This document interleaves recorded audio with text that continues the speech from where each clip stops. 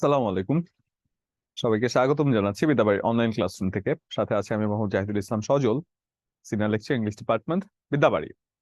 আশা করছি আমাকে স্পষ্টত শুনতে এবং দেখতে পাচ্ছেন আপনারা। যদি স্পষ্টত শুনতে এবং দেখতে পেয়ে থাকেন, কাইন্ডলি একটু ক্লিয়ার লিখে কমেন্ট করবেন, তাহলে আমরা ক্লাসটি শুরু করতে যাচ্ছি।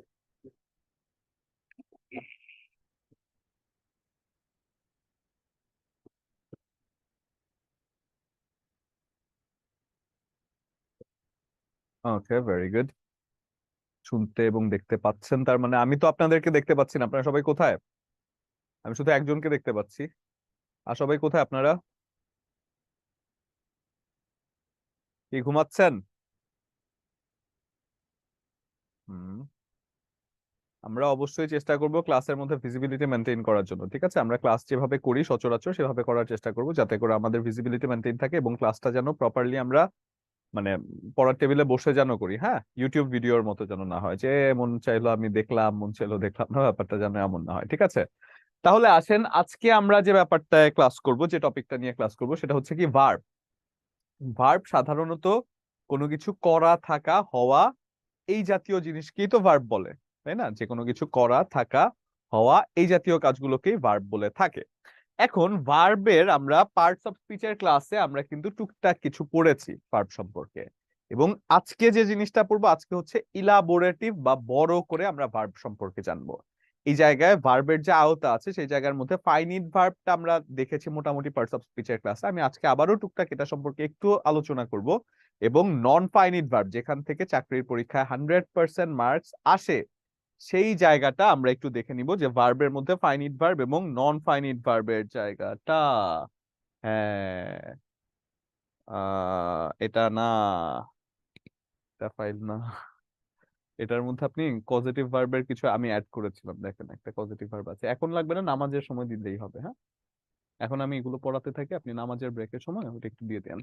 তো যেটা বলছিলাম, যে যখন আমি বলছি ভার্ব, তো ভার্বের ব্যাপারটা হচ্ছে ভার্বের এরিয়াটা মোটামুটি মোটামুটি বেশ ওয়াইড একটা জায়গা।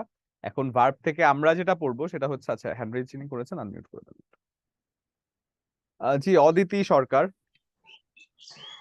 স্যার আদাব স্যার, ভালো আছেন? আদাব স্যার, ভালো আছে, আপনি ভালো আছেন? হ্যাঁ, জি স্যার। স্যার আপনি গত ক্লাসে যে স্যার লেকচারটা ছিল এটা এখনো রেকর্ড ক্লাসটা এখনো দেওয়া হয় নাই। আমি তো স্যার পূজার জন্য ক্লাস করতে পারি না এখন। যখন ক্লাস করতে নিছি তখন দেখি যে রেকর্ড ক্লাসটা এখনো আসে নাই স্যার। কোন ক্লাসটা ছিল স্যার, ওটা একটু বলবেন?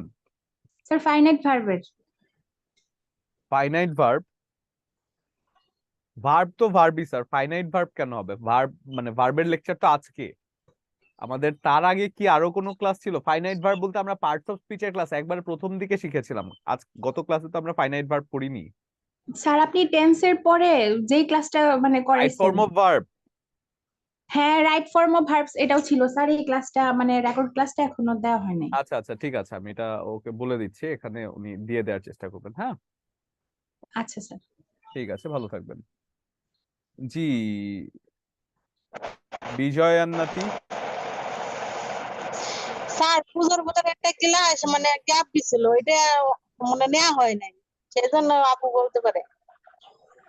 পুজোর মধ্যে একটা ক্লাস গ্যাপ হয়েছিল, মানে আমি বুঝি নাই স্যার।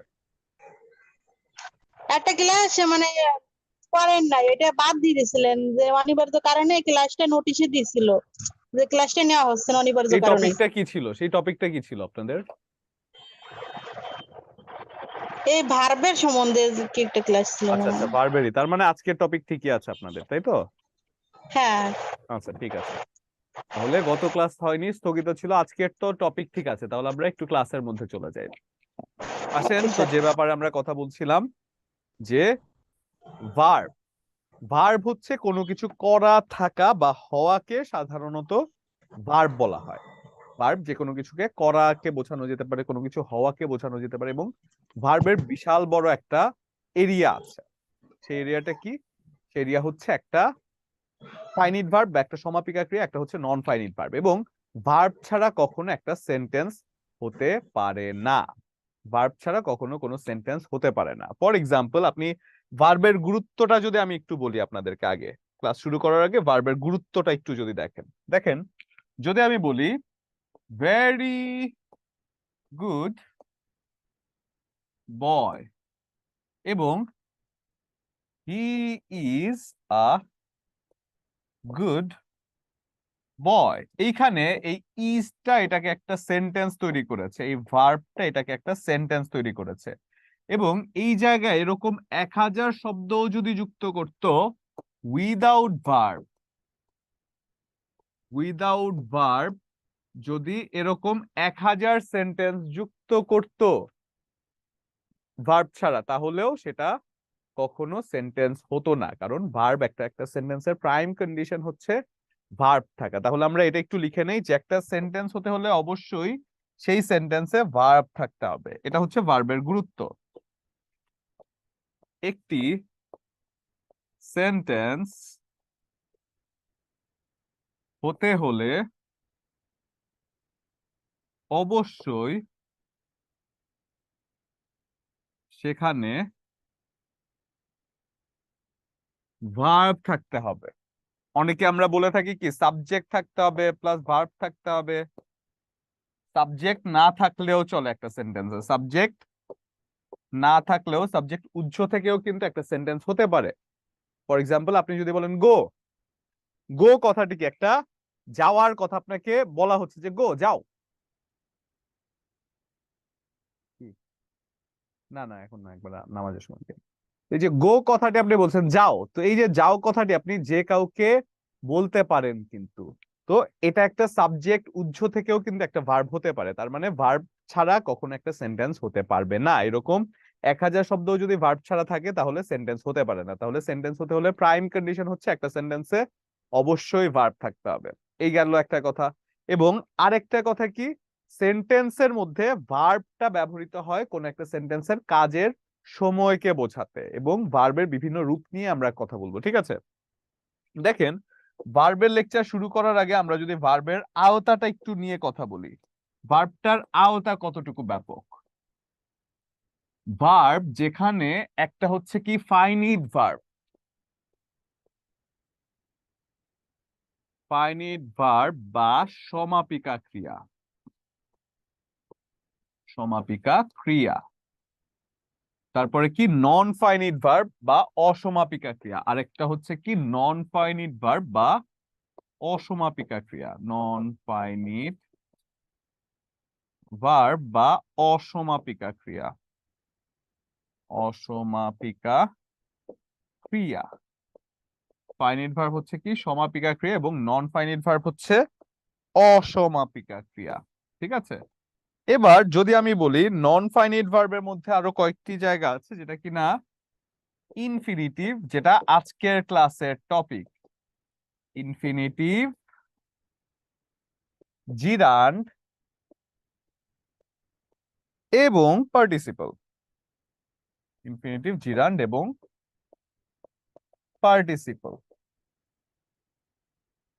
এবার যদি আমি বলি ফাইনিট ভার্ব কতটুকু এরিয়া, ফাইনিট ভার্বের এরিয়াটাও কিন্তু মোটামুটি বেশ বড় আছে, যেখানে একটা হচ্ছে কি প্রিন্সিপাল ভার্ব, এবং প্রিন্সিপাল ভার্বেরও দুটি প্রকার ভেদ আছে, যেখানে একটাকে বলা হয় কি ট্রানজিটিভ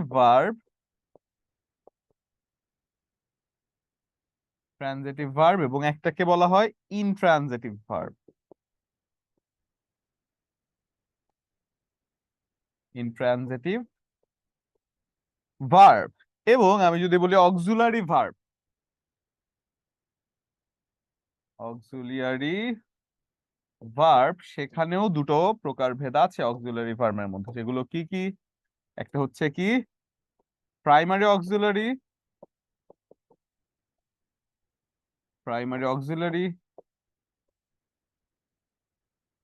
এবং আরেকটা হচ্ছে কি মডাল অক্সিলারি,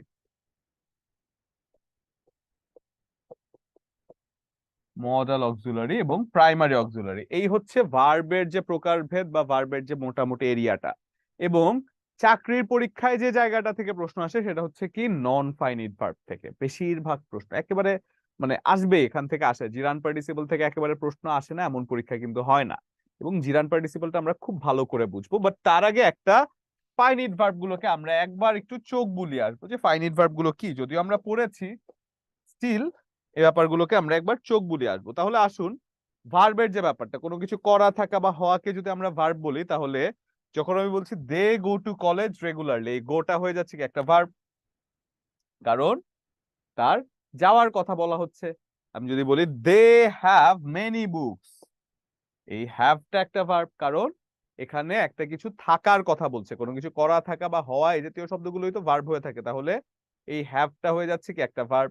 এরপরে যদি আমি পরের সেন্টেন্সে বলি যে দে আর স্টুডেন্টস, এখানে তাদের যে পরিচয় দে আর হয়ে যাচ্ছে একটা ভার্ব, এবং সেটা অক্সিলারি ভার্ব হিসেবে কাজ করছে। অর্থাৎ একটা সেন্টেন্সে ভার্ব বিভিন্ন ভাবে প্রাইমারি অক্সিলারি, মডাল অক্সিলারি বা যে কোনো ভাবেই কাজ করতে পারে, এবং এই জায়গাটা আমি দেখালাম আপনাদেরকে একটু আগে ডায়াগ্রামের মাধ্যমে যে ভার্বের আওতাটা কতটুকু ব্যাপক।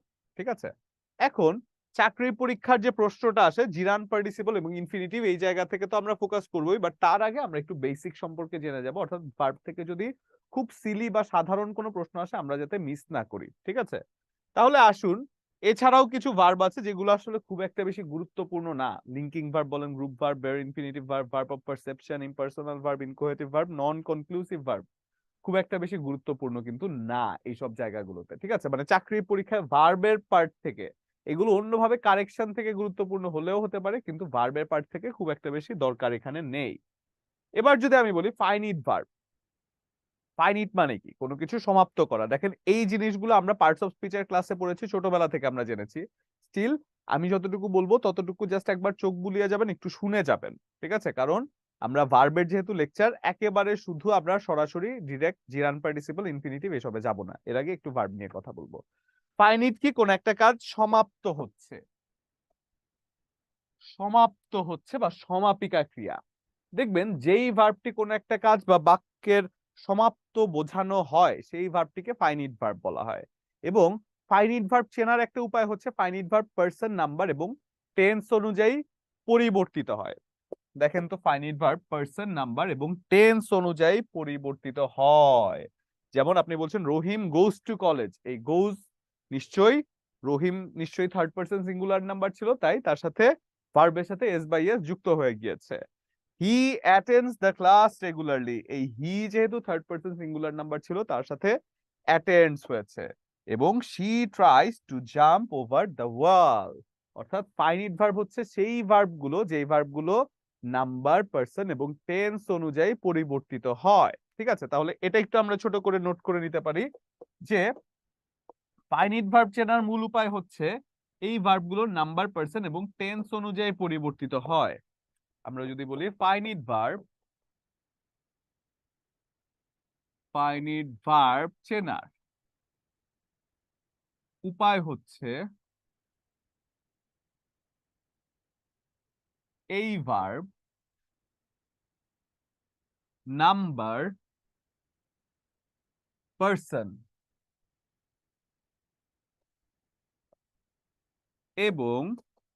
টেন্স অনুযায়ী পরিবর্তিত হয়, পরিবর্তিত হয়। ফাইনিট ভার্ব নাম্বার, পার্সন এবং টেন্স অনুযায়ী পরিবর্তিত হয়। এখন বলেন তো আমাকে, অক্সিলারি ভার্বটা কি ফাইনিট ভার্ব না non finite verb? Auxiliary verb, comment করেন তো, অক্সিলারি ভার্ব কি ফাইনিট ভার্ব না নন ফাইনিট ভার্ব?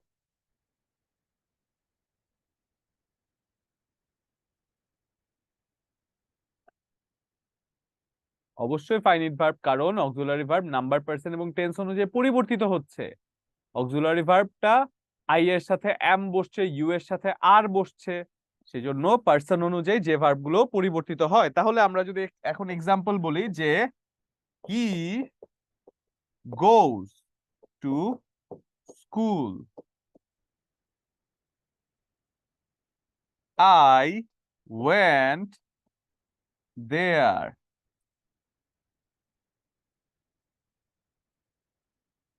তারপরে যদি আমি বলি শি ইজ ওয়েল, এরপর আমি যদি বলি আর কি হতে পারে, আমি যদি বলি দে আর প্লেইং,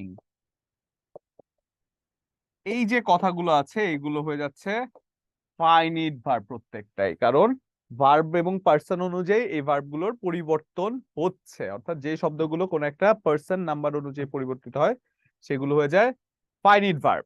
ঠিক আছে, এবার যদি যাই ফাইনিট ভার্বের আরো ভেতরে, যদি যাই আমরা ফাইনিট ভার্বের ভেতরে প্রিন্সিপাল ভার্ব এবং অক্সিলারি ভার্ব থাকে। প্রিন্সিপাল ভার্ব কি, প্রিন্সিপাল ভার্ব আরো দুই প্রকার থাকে, একটা হচ্ছে কি বলে ট্রানজিটিভ ভার্ব, একটা হচ্ছে ইনট্রানজিটিভ ভার্ব। তাহলে প্রিন্সিপাল ভার্বের যে প্রকারভেদ আছে সেই জায়গার মধ্যে যদি যাই আমরা ফাইনিট ভার্বের মধ্যে প্রিন্সিপাল ভার্ব, যেই ভার্বগুলো প্রিন্সিপাল মানে অন্য কোনো ভার্বের সাহায্য ছাড়াই কাজ করতে পারে। প্রিন্সিপাল সাধারণত কাকে আমরা বলি, যেটার আসলে সে একাই সর্বে সর্বা। প্রিন্সিপাল মানে কি, যে সে যে হেড, তাহলে যেই ভার্ব অন্য কোনো ভার্বের সাহায্য ছাড়াই কাজ করতে পারে সেটা হয়ে যাচ্ছে প্রিন্সিপাল ভার্ব। হ্যাঁ, ব্রেক দিব, আজান কি দিয়ে দিয়েছে? আজান তো দেয়নি এখনো। তো তার মানে কি, যেই ভার্বটা অন্য কোনো ভার্বের সাহায্য ছাড়াই কাজ করতে পারে সেটা হয়ে যাচ্ছে কি প্রিন্সিপাল ভার্ব, তাই তো? তাহলে যদি আমি বলি যে প্রিন্সিপাল ভার্ব মানে কি, যে ভার্ব অন্য কোনো ভার্বের সাহায্য ছাড়া কাজ করতে পারে। ফর এক্সাম্পল আমি যদি বলি আই প্লে ফুটবল, অক্সিলারি ভার্বের প্রয়োজন এখানে ছিল না, তাই সেটা প্রিন্সিপাল ভার্ব। আমি যদি বলি হি রিডস নোভেল, এখানেও কোনো অক্সিলারি ভার্বের প্রয়োজন ছিল না, তাই সেজন্য এটা হয়ে যাচ্ছে কি একটা অক্সিলারি ভার্ব। অর্থাৎ যেই ভার্বের কোনো একটা শব্দ তার পরবর্তী যে মানে টেন্সটা আছে সেই টেন্সটাকে বোঝানোর জন্য কোনো অক্সিলারি ভার্বকে গ্রহণ করতে হয় না, সেই জাতীয় শব্দগুলোই হয়ে যায় প্রিন্সিপাল ভার্ব। এবং অক্সিলারি ভার্ব কি, অক্সিলারি ভার্ব যদি আমরা বলি যে ক্রিয়ার কাল বা ভাব প্রকাশ করতে প্রিন্সিপাল ভার্বকে সাহায্য করে বা মেইন ভার্বকে সাহায্য করে, সাহায্যকারী ক্রিয়া। ছোটবেলা থেকে আমরা শুনে এসেছি যে সাহায্যকারী ক্রিয়া কি, অক্সিলারি ভার্ব। ফর এক্সাম্পল, যে বসলে বহুত কিছু, না বসলে কিছুই না, নাও বসতে পারে, সাহায্য নাই করতে পারে। যেমন আমাকে আমার বাসায় বলা হয় অক্সিলারি ভার্ব। কেন? আমার ইচ্ছা করলে আমি কোনো কিছু করবো, আমার ইচ্ছা না করলে আমি ধারের কাছেও যাব না। তো সেই জন্য আমার ভাইয়া, বড় ভাই আমাকে বলে যে আমি নাকি অক্সিলারি ভার্ব, যেহেতু অক্সিলারি ভার্ব, ও দুধ ভাত এরকম আর কি। তো যখন আপনি অক্সিলারি ভার্ব বলছেন, সে বসলে সাহায্য খুব কিছু করতে পারে কিন্তু না করলেও কিছু করার নাই। সেই জন্য অক্সিলারি ভার্ব হচ্ছে যেই ভার্বটা প্রিন্সিপাল ভার্বকে সাহায্য করে, স্পেশালি টেন্স বোঝানোর জন্য। একটা সেন্টেন্সের টেন্স কোন টেন্সে আছে সেটা বোঝানোর জন্য যে ভার্বটা সাহায্য করে থাকে সেটাই হয়ে যায় অক্সিলারি ভার্ব। ফর এক্সাম্পল, আপনি যদি বলেন I am talking over the phone, এই অ্যাম ছাড়া এটা যে প্রেজেন্ট কন্টিনিউয়াস টেন্স এটা বোঝানোর কিন্তু কোনো উপায় নেই। দেখেন তো কোনো উপায় আছে? এই অ্যামটা ছাড়া এটা যে প্রেজেন্ট কন্টিনিউয়াস টেন্সে আছে এটাকে আপনি বোঝাতে পারবেন? অবশ্যই না, বোঝানোর কোনো জায়গা নাই। কারণ আই টেকিং প্রিপারেশন বা I talking over the phone যদি বলেন সেন্টেন্স হবে না, এই এম ছাড়া টেন্সটাকে বোঝানো সম্ভব না। আপনি যদি বলেন he will play cricket next year, আপনি যদি এখানে উইল না দেন তাহলে কি সেন্টেন্স হবে? হি play cricket from next year, এটা কি হয়? কখনোই এটা কোনো সেন্টেন্স হতে পারে না। তার মানে এই অক্সিলারি ভার্বটা কি প্রিন্সিপাল ভার্বের সাহায্যকারী হিসেবে একটা সেন্টেন্সে বসতে পারে। এবার আসি ট্রানজিটিভ ভার্ব এবং ইনট্রানজিটিভ ভার্ব। ট্রানজিটিভ ভার্ব কি? যেই ভার্বের অবজেক্ট থাকে। ইনট্রানজিটিভ ভার্ব হচ্ছে যেই ভার্বের অবজেক্ট থাকে না। ফর এক্সাম্পল, আপনি যদি একটা সেন্টেন্সের এক্সাম্পল আপনি বলেন, আচ্ছা এটা আমি পরে দেখাচ্ছি, আমি দুটোকে একসাথে আগে লিখিয়ে দেই। ট্রানজিটিভ ভার্ব এবং ইনট্রানজিটিভ ভার্ব যদি আমরা একসাথে বলি সেটা কি হয়ে যাচ্ছে? Transitive verb. ট্রানজিটিভ ভার্ব, যে ভার্ব এর অবজেক্ট থাকে তাই ট্রানজিটিভ ভার্ব।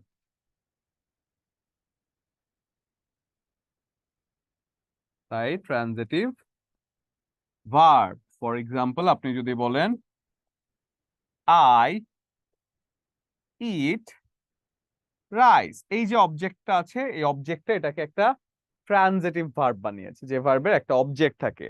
তাহলে আমরা যদি বলি ইনট্রানজিটিভ ভার্ব, ইনট্রানজিটিভ ভার্ব আমি যদি বলি যে ভার্ব এর অবজেক্ট থাকে না তাই ইনট্রানজিটিভ ভার্ব।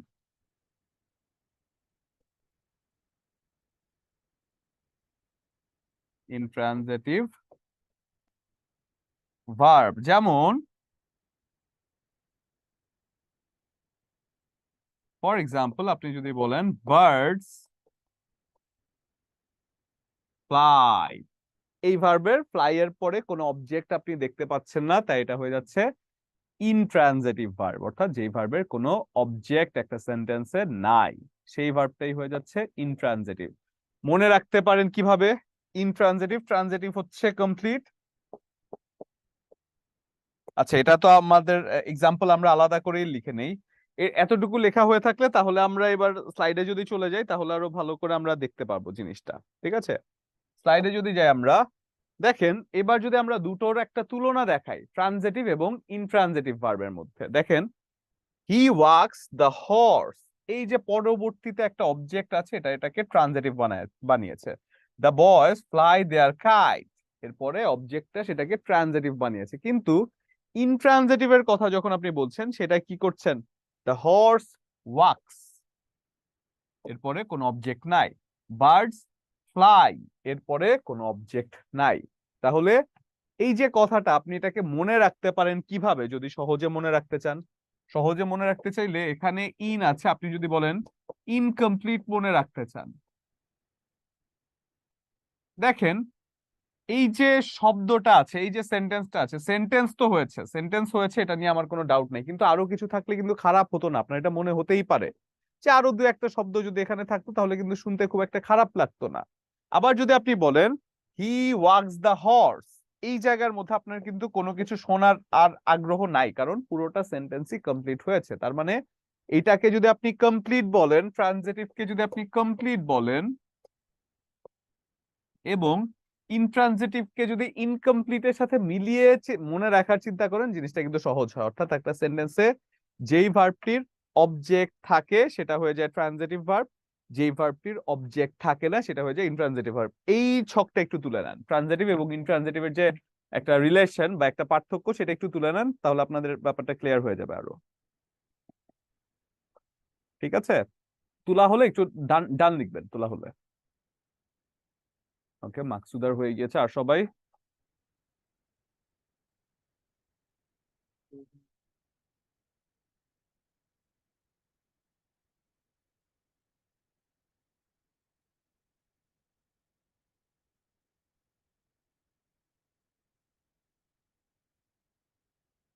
আচ্ছা, যদি আমাদের হয়ে থাকে তাহলে আমরা এখন একটা 15 মিনিটের নামাজের বিরতিতে যাব।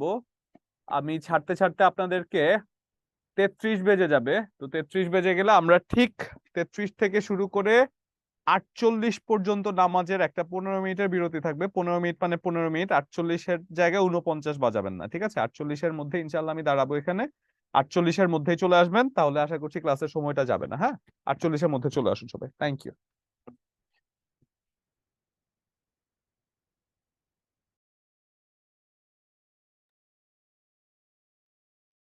আসসালামু আলাইকুম। আশা করছি স্পষ্টত শুনতে এবং দেখতে পাচ্ছেন। আপনাদের যে ব্রেক টাইম সেটা নিয়ে একটু মিসম্যাচ হয়ে গিয়েছিল। আপনাদের ব্রেক আমি দিয়েছিলাম 48 পর্যন্ত, কিন্তু আমাদের এখানে যে ইনি ছিলেন তিনি লিখেছেন 58 পর্যন্ত। তো এখন 48 পরে 58 যারা দেখেছেন তারা আবার পরে যদি 58 ধরে আসেন, সেজন্য আমি একটু টাইম দিয়েছি যাতে আপনারা একেবারে এক্সাক্ট টাইমে যারা আসার তারা যেন আসেন। মানে 48 আমি শুরু করে দিলে যারা 58 দেখে গিয়েছেন তারা যদি মিস করে যান, সেজন্য আমি একবারে যে টাইমটা ছিল সেই টাইমটা ধরেই আমি এসেছি। ঠিক আছে, আমাকে কি শুনতে পাচ্ছেন আপনারা? এই ঘুমাচ্ছেন নাকি সবাই? জি, Meherun Nessa sir hand raise করেছিলেন, কিছু বলতেন? মেহেরুন নেসা শুনতে পাচ্ছেন?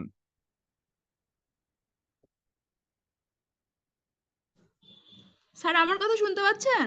হ্যাঁ, এখন শুনতে পাচ্ছি, বলুন। আচ্ছা, the door opened automatically, sir এটা কি হবে, ট্রানজিটিভ না ইনট্রানজিটিভ? করবেন না কেন?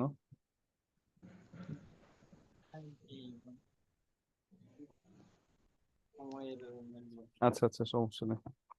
তাহলে কি কি বলেছেন sir? The door, the door opened automatically. এটা ইনট্রানজিটিভ। হ্যাঁ, অটোমেটিক্যালি যেটা হচ্ছে সেটা হয়ে যাচ্ছে একটা অ্যাডভার্ব। ডোর ওপেন্ড অটোমেটিক্যালি, সেক্ষেত্রে অটোমেটিক্যালি একটা অ্যাডভার্ব হিসেবে ওপেন্ড কে মডিফাই করছে, সেজন্য এটা একটা ইনট্রানজিটিভ ভার্ব হয়। ঠিক আছে, বুঝতে পেরেছেন? জি স্যার। এটা জি স্যার। অ্যাডভার্ব, সেটা সেন্টেন্সের অবজেক্ট না, এটা অ্যাডভার্ব। ঠিক আছে, থ্যাংক ইউ আচ্ছা, স্যার। ওয়েলকাম। আচ্ছা, আপনারা সবাই কোথায়? আমি কাউকে কিন্তু দেখতে পাচ্ছি না, অবশ্যই ক্যামেরা অন করে ফেলবেন। তাহলে যেটা বলছিলাম, আমরা ট্রানজিটিভ এবং ইনট্রানজিটিভের ব্যাপারে আমরা যেটা পড়ছিলাম, আমরা কতটুকু পড়েছি?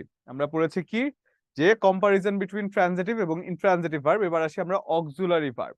যে ভার্ব কোন একটা মেইন ভার্বের সাথে সাহায্যকারী ভার্ব হিসেবে ব্যবহৃত হয় সেটাকে অক্সিলারি ভার্ব বলা হয়। For example, am, is, are, was, were এগুলো অক্সিলারি ভার্ব হতে পারে।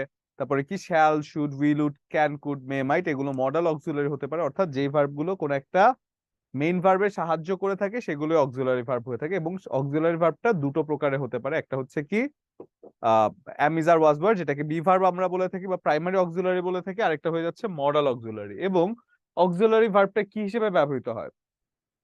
এই অক্সিলারি ভার্বটা টেন্সের মেইন ভার্বের সাহায্যকারী হিসেবে ব্যবহৃত হয়, কখনো কখনো প্রিন্সিপাল ভার্ব হিসেবেও ব্যবহৃত হতে পারে। প্রিন্সিপাল ভার্ব হিসেবে কিভাবে ব্যবহৃত হয়? ধরেন যদি আমি বলি আই হ্যাভ আ পেন, আমি যদি বলি আই হ্যাভ আ পেন, এই যে কথাটা বলছি আই হ্যাভ আ পেন, এই যে হ্যাভটা এটা কিন্তু প্রিন্সিপাল ভার্ব হিসেবে, অক্সিলারি ভার্ব হয়েও প্রিন্সিপাল ভার্ব বা মেইন ভার্ব হিসেবে ব্যবহৃত হয়েছে। অর্থাৎ যেই শব্দগুলো একই সাথে প্রিন্সিপাল ভার্ব হিসেবে ব্যবহৃত হয়েছে, একটা অক্সিলারি ভার্ব হিসেবে ব্যবহৃত হয়নি, সেগুলো হয়ে যাচ্ছে মেইন ভার্ব বা প্রিন্সিপাল ভার্ব হিসেবে অক্সিলারি ভার্বের ব্যবহার। কিন্তু যদি আপনি দেখেন I have written, I have written a poem, এই কথাটা যদি আমি বলি, এই আই হ্যাভটা কিন্তু অক্সিলারি ভার্ব হয়ে যায়, কারণ এটা টেন্স কে বোঝাতে ব্যবহৃত হয়েছে। অর্থাৎ যেই ভার্বটি মেইন ভার্বকে, মানে মেইন ভার্বের সাহায্যকারী ভার্ব হিসেবে টেন্স বোঝাতে ব্যবহৃত হয় সেটা হয়ে যায় অক্সিলারি ভার্ব। আর যেই ভার্বটি অক্সিলারি ভার্ব হয়ে যখন সেই ভার্বটি মেইন ভার্ব হিসেবে কাজ করে সেটা হয়ে যাচ্ছে প্রিন্সিপাল ভার্ব। ঠিক আছে, এই গেল অক্সিলারি ভার্ব এবং প্রিন্সিপাল ভার্বের যে জায়গাগুলো। যেমন আপনি যদি দেখেন he is going to college, it has been raining since morning. এবার দেখেন মোড বা মডাল অক্সিলারি। মডাল অক্সিলারি হচ্ছে সেই ভার্বগুলো যে ভার্বগুলো একটা সেন্টেন্সের কোন একটা ভাব বা মোড প্রকাশ করতে ব্যবহৃত হয়, সেগুলো হয়ে যাচ্ছে মডাল অক্সিলারি। ফর এক্সাম্পল, যদি বলা হয় shall, should, will, would, can, could, may, might, must, ought to, use to, এই জাতীয় শব্দগুলো একটা সেন্টেন্সের মোড বোঝাতে ব্যবহৃত হয়। এবং মোডটা আসলে কিভাবে বোঝায়? ধরেন বলা হচ্ছে যে আমার কাজটি করা উচিত, এই যে আপনি বলছেন উচিত, এটা একটা মোড বোঝাচ্ছে। আপনি যদি বলেন যে আমি কাজটি করতে পারতাম, I could do the work, এটাও একটা কাজের মোড বোঝাচ্ছে। অর্থাৎ মডাল অক্সিলারি হচ্ছে ভাব বোঝা একটা সেন্টেন্সের। দেখেন যখন আপনি বলছেন I can do the work alone, এই ক্যান ডু দা ওয়ার্ক হয়ে যাচ্ছে একটা, ক্যান হয়ে যাচ্ছে একটা modal auxiliary. You must abide by the rules, modal auxiliary verb. He may not come here today, এটাও হয়ে যাচ্ছে একটা মডাল অক্সিলারি ভার্ব। অর্থাৎ যেই ভার্ব গুলো কোন একটা সেন্টেন্সের মোড বোঝাতে ব্যবহৃত হয় সেগুলো হয়ে যাচ্ছে মডাল অক্সিলারি। এবং এবার আমরা প্রাইমারি অক্সিলারি এবং মডাল অক্সিলারি একটা কম্পারিজনটা একটু লিখে নিব। এটা একটু খাতায় লিখে নিব যে কোনগুলো প্রাইমারি অক্সিলারি কোনগুলো মডাল অক্সিলারি, একটু লিখে নিব। লেখা হলে একটু ডান লিখবেন কাইন্ডলি, একটু লিখে নিবেন প্রাইমারি অক্সিলারি এবং মডাল অক্সিলারির যে ভার্ব গুলো আছে। ঠিক আছে, একটু লিখে নিবেন। জি মেহেরুন্নিসা, আপনি কিছু বলতেন স্যার?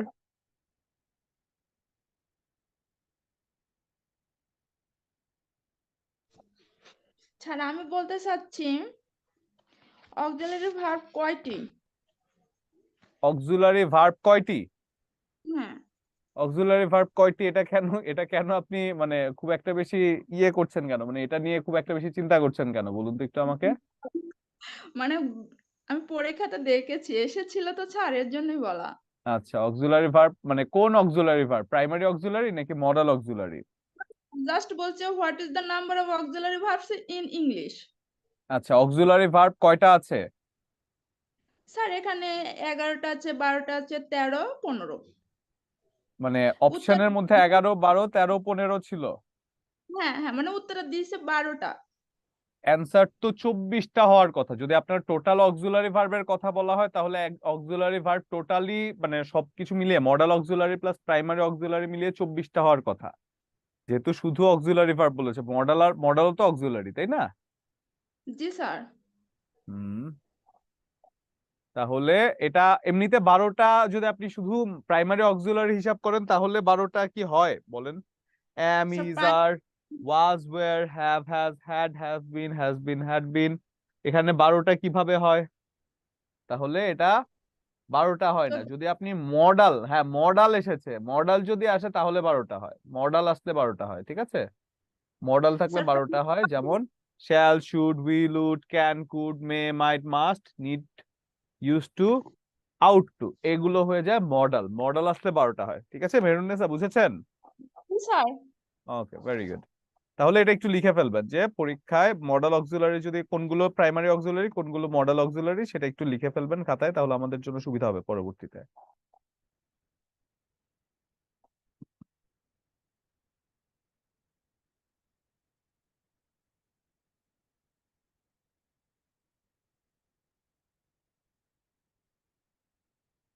ওকে, ডান।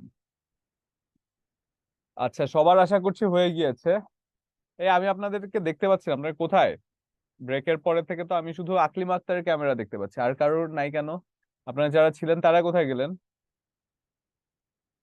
আপনারা না লিখতে পারলে আমি কিভাবে বুঝবো? আমি যদি চেঞ্জ না মানে চেঞ্জ করতে যাই, তাহলে আমি তো আপনাদের লেখা শেষ হয়েছে, আপনাদেরকে না দেখে তো আমি খুব একটা বুঝতে পারছি না। হ্যাঁ, তাহলে এবার আসি আমরা নন ফাইনিট ভার্ব, যেটা কিনা খুবই গুরুত্বপূর্ণ এবং আজকের লেকচার একেবারে প্রাইমারি টপিক, যেটা সেটা হচ্ছে নন ফাইনিট ভার্ব বা অসমাপিকা ক্রিয়া।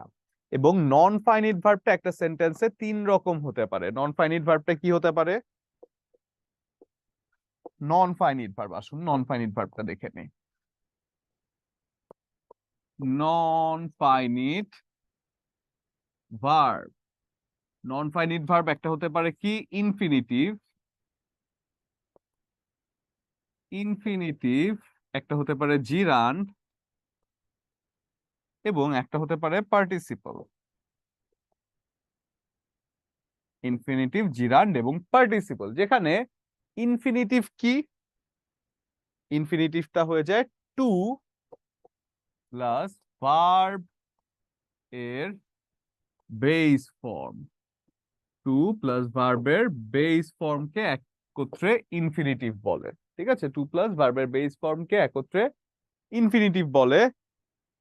এখন ইনফিনিটিভ যদি আমি একটা সেন্টেন্সে বলা হয় আমাকে যে ইনফিনিটিভ কি, ইনফিনিটিভের সিম্পল ইনফিনিটিভ আছে, পারফেক্ট ইনফিনিটিভ আছে, আপনার এত কিছু চিন্তা করার দরকার নেই। একটা একটা করে যদি আপনাকে বলা হয় ইনফিনিটিভ, আপনি একটা সেন্টেন্সে যখন টু প্লাস ভার্বের বেস ফর্ম দেখবেন, চোখ বন্ধ করে সেটা ইনফিনিটিভ, আর কোনো কিছুর দিকে তাকাবেনও না। অর্থাৎ ইনফিনিটিভ যদি আপনি বলতে চান,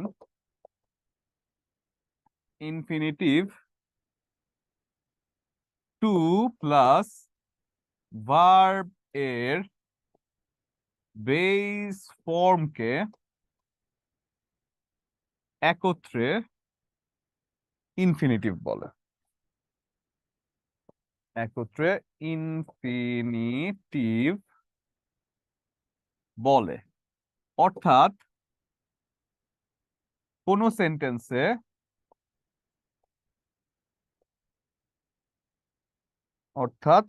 সেন্টেন্সে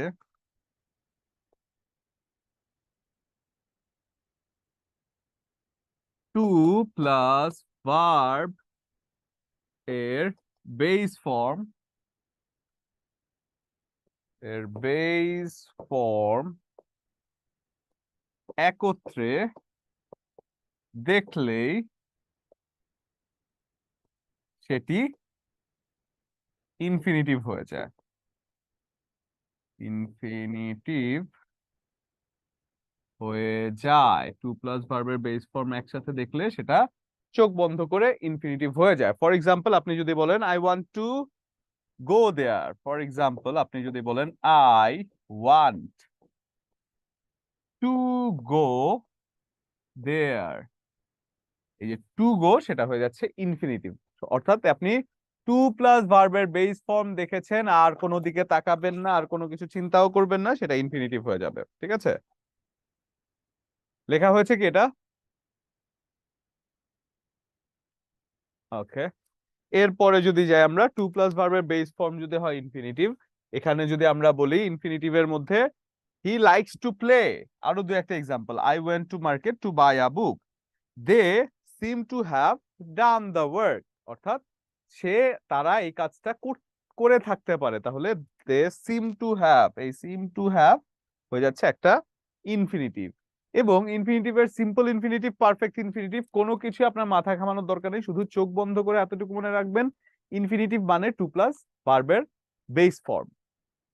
এখন আসেন আমরা জিরান্ড এবং পার্টিসিপল একসাথে দেখি। আমরা একই সাথে জিরান্ড এবং পার্টিসিপল দেখব। জিরান্ড এবং পার্টিসিপল, এখান থেকেই চাকরির পরীক্ষায় প্রচুর পরিমাণে প্রশ্ন এসে থাকে, ঠিক আছে? জিরান্ডটা কি? জিরান্ড হচ্ছে ভার্বের সাথে আইএনজি যুক্ত করলে যে ভার্ব একই সাথে ভার্ব ও নাউনের কাজ করে সেটা হয়ে যায় কি? সেটা হয়ে যায় জিরান্ড। ভার্বের সাথে আইএনজি যুক্ত করলে যে ভার্ব একই সাথে ভার্ব এবং নাউনের কাজ করে সেটা হয়ে যায় জিরান্ড। এবং যদি আপনি পার্টিসিপাল বলেন, পার্টিসিপাল কি? ভার্বের সাথেই ঠিক আইএনজি যোগ করবেন এবং সেই ভার্বটি একই সাথে ভার্ব এবং অ্যাডজেক্টিভের কাজ করবে, অ্যাডজেক্টিভের কাজ করবে, সেটা হয়ে যায় পার্টিসিপাল। আমরা ছোটবেলায় সচরাচর কি মনে করতাম? যে আইএনজি আছে মানেই সেটা জিরান্ড হয়ে যায়, but this is not the right for all the time. কারণ যখন আপনি ভার্বের সাথে আইএনজি যুক্ত করছেন সেটা দুটো জায়গায় হতে পারে, একটা জিরান্ড হতে পারে, একটা পার্টিসিপল হতে পারে। তাহলে জিরান্ড এবং পার্টিসিপল, ফর এক্সাম্পল আমরা এটা কিভাবে বুঝবো যে কোনটা নাউনের কাজ করছে ভার্বের সাথে, কোনটা অ্যাডজেক্টিভের কাজ করছে? ফর এক্সাম্পল আপনি যদি বলেন এখানে যে, আপনি ধরেন বলছেন যে walking, walking is good for health. এই যে ওয়াকিং কথাটা না, এটা নাউনকে খুঁজে বের করতে করতে হলে আপনি কি প্রশ্ন করেন? কি দ্বারা? একটা সেন্টেন্সের নাউন যদি প্রশ্ন খুঁজে বের করতে চান একটা সেন্টেন্স থেকে, তাহলে আপনি কি প্রশ্ন করেন? কি, কি ভালো স্বাস্থ্যের জন্য? তাহলে good, walking is good for health. এবং যদি আপনি অ্যাডজেক্টিভ খুঁজে বের করতে চান, একটা অ্যাডজেক্টিভের এক্সাম্পল যদি দেখি একটা সেন্টেন্সে, ধরেন আপনি বলছেন a barking dog, a barking dog seldom bites. এই যে বার্কিং ডগ সেলডম বাইটস, এই বার্কিং যে কথাটা, আমি যদি এখন প্রশ্ন করি কেমন কুকুর, আমাদের আগে খুঁজে বের করতে হবে অ্যাডজেক্টিভ নাকি নাউন, অর্থাৎ যেটা নাউনের কাজ করবে সেটা হয়ে যায় জিরান্ড এবং যেটা অ্যাডজেক্টিভের কাজ করে সেটা হয়ে যায় পার্টিসিপল। এখন প্রথম কাজ হচ্ছে আমার অ্যাডজেক্টিভ নাকি জিরান্ড, অ্যাডজেক্টিভ নাকি নাউন সেটা খুঁজে বের করা। প্রথম কাজটাই হচ্ছে সেটা কি অ্যাডজেক্টিভ হিসেবে বসেছে নাকি জিরান্ড হিসেবে বসেছে সেটাকে সূক্ষ্মভাবে খুঁজে বের করা, ঠিক আছে? তাহলে এবার যদি দেখি আমরা যে অ্যাডজেক্টিভ, তাহলে এটা আমরা একটু ছোট করে লিখে নেই যে নাউনকে খুঁজে বের করতে হলে কি দ্বারা প্রশ্ন করতে হয় এবং অ্যাডজেক্টিভকে খুঁজে বের করতে হলে কেমন দ্বারা প্রশ্ন করতে হয়। কোন সেন্টেন্স থেকে, কোন সেন্টেন্স থেকে নাউনকে খুঁজে বের করতে হলে, বের করতে হলে কি কথাটি দ্বারা প্রশ্ন করতে হয়, কি দ্বারা প্রশ্ন করতে হয়। এবং আমরা যদি কোনো সেন্টেন্স থেকে অ্যাডজেক্টিভ খুঁজে বের করতে চাই, কোনো সেন্টেন্স থেকে অ্যাডজেক্টিভ খুঁজে বের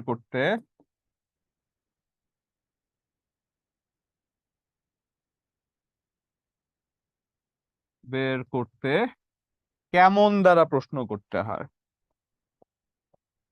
কেমন দ্বারা প্রশ্ন করতে হয়, প্রশ্ন করতে হয়। কোন সেন্টেন্স থেকে নাউন খুঁজে বের করতে হলে কি দ্বারা প্রশ্ন করতে হয়, অ্যাডজেক্টিভ খুঁজে বের করতে হলে কেমন দ্বারা প্রশ্ন করতে হয়। এটা কি লেখা হয়েছে? হ্যাঁ, হ্যাঁ। হ্যাঁ হ্যাঁ হ্যাঁ, দেন দেন দেন তাহলে দেন।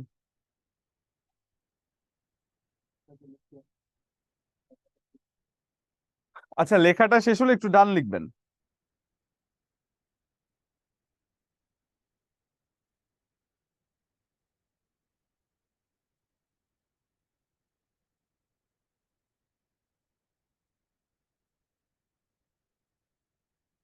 আচ্ছা, হয়েছে ওনাদের। আচ্ছা, আমাকে একটু সময় দিবেন, একটু 1 মিনিট সময় দিবেন, আমি জাস্ট কোয়েশ্চেন গুলো নিচ্ছি একটু। বন্ধ করুন। আর যেই ফাইলটা, এই ফাইলটা কেটে দেন একবারে, তাহলে কনফিউশন আর হবে না।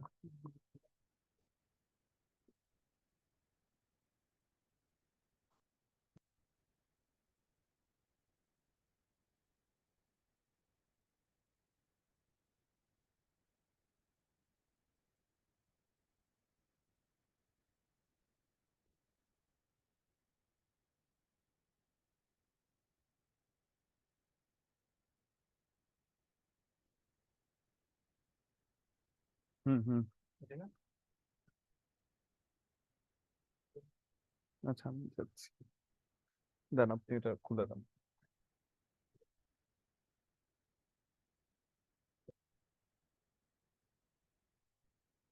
আচ্ছা, এবার যদি আমি বলি যে কেমন দ্বারা প্রশ্ন করলে সেটা হয়ে যায় কি, অ্যাডজেক্টিভ, তাই তো, এবং কি দ্বারা প্রশ্ন করলে সেটা হয়ে যায় নাউন। এবং অনেক সময় আমাদের স্টুডেন্টদের মধ্যে একটা জিনিস দেখা যায় যে সে প্রশ্ন করছে কি দ্বারা, উত্তরে পেয়েছে জিরান, কিন্তু সেটাকে জিরান যে কি দ্বারা নাউন হিসেবে কাজ করে, সেটা কি পার্টিসিপল নাউন হিসেবে কাজ করছে না জিরান নাউন হিসেবে কাজ করছে, এটা নিয়ে অনেক সময় স্টুডেন্টদের মধ্যে কনফিউশন হয়ে যায় যে আসলে কোনটা পার্টিসিপল হিসেবে কাজ করে একটা সেন্টেন্সে। এটা নিয়ে অনেক সময় স্টুডেন্ট মানে কোনটা অ্যাডজেক্টিভ কোনটা নাউন হিসেবে কাজ করে, কোনটা নাউন হিসেবে যেটা কাজ করে সেটাকে যে জিরান বলা হয়, এটা নিয়ে অনেক সময় কনফিউশন হয়।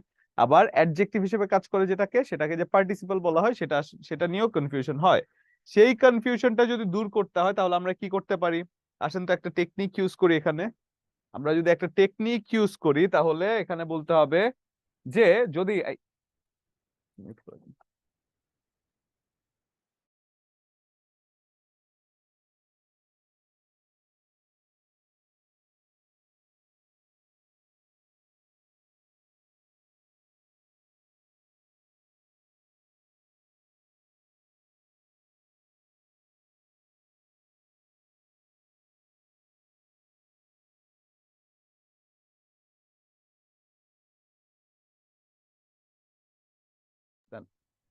তো তারপরে যেটা বলছিলাম যে যখন আমি জিরান্ডের কথা বলছি, এই জিরান্ড কি হয়ে যাচ্ছে? জিরান্ড হয়ে যাচ্ছে যে কোন নাউনের কাজ, যে ভার্বটা আইএনজি যুক্ত যে ভার্বটা নাউনের কাজ করছে সেটা হয়ে যায় জিরান্ড। তাহলে মনে রাখার জন্য আমরা কি করতে পারি একটু চিন্তা করে দেখেন তো। আমরা যদি বলি কারোর নাম ধরে ডাকলে জি বলে উত্তর দেয়, তার মানে কি জিরান্ড হয়ে যাচ্ছে নাউন। নাম ধরে ডাকলে জি বলে যদি উত্তর দেয় তাহলে সেটা হয়ে যাচ্ছে নাউন। নাম ধরে কারোর আমি ডেকেছি, সে জি বলে উত্তর দিয়েছে, তাহলে সেটা হয়ে যাচ্ছে নাউন। আবার বাকি অংশটা যে অ্যাডজেক্টিভ, সেটা যে পার্টিসিপল কাজ করে, কোনো দোষ গুণ দোষ মানে কি বলে দোষ গুণ ইত্যাদি যখন নাউন বা প্রোনাউনের ব্যাপারে তথ্য দেওয়া হয়, সেটা যে পার্টিসিপল বা অ্যাডজেক্টিভ হিসেবে কাজ করা হয়, সেটা না হয় আলাদা আমরা করে ফেলতে পারলাম, তাই তো। অর্থাৎ যে আর্টিকেল মানে যে শব্দগুলো একই সাথে নাউন এবং অ্যাডজেক্টিভের কাজ করে থাকে, সরি নাউন এবং ভার্বের কাজ করে থাকে, সেগুলো হয়ে যাচ্ছে কি জিরান। যে শব্দগুলো অ্যাডজেক্টিভ এবং একই সাথে ভার্বের কাজ করে থাকে সেগুলো হয়ে যাচ্ছে পার্টিসিপল। তাহলে এবার যদি আমরা ডিটেইলে লিখে বলে দেই, তাহলে একটু সময় দিবেন আমাকে। তাহলে এবার যদি আমরা ডিটেইলে লিখে বলে দিই, মিউট করে দিন আমাকে।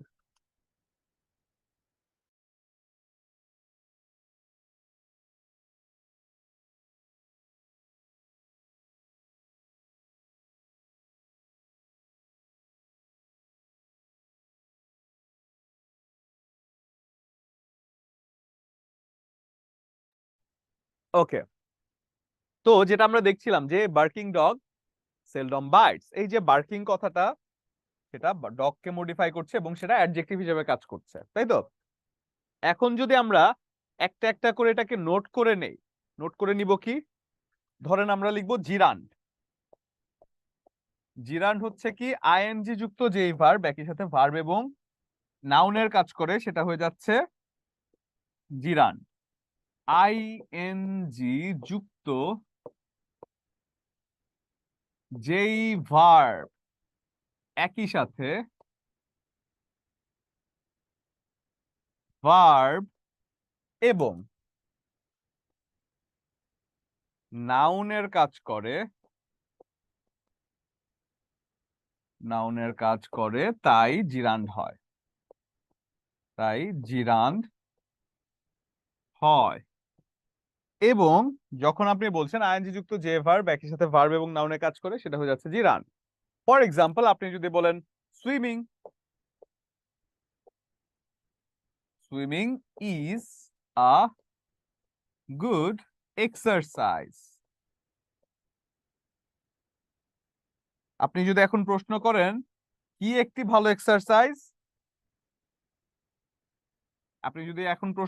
কি একটি ভালো এক্সারসাইজ, তাহলে উত্তরে চলে আসে কি সুইমিং একটি ভালো এক্সারসাইজ। সেজন্য এই সুইমিংটা হয়ে যাচ্ছে একটি জিরান্ড। এবং আপনি যদি বলেন যে পার্টিসিপল,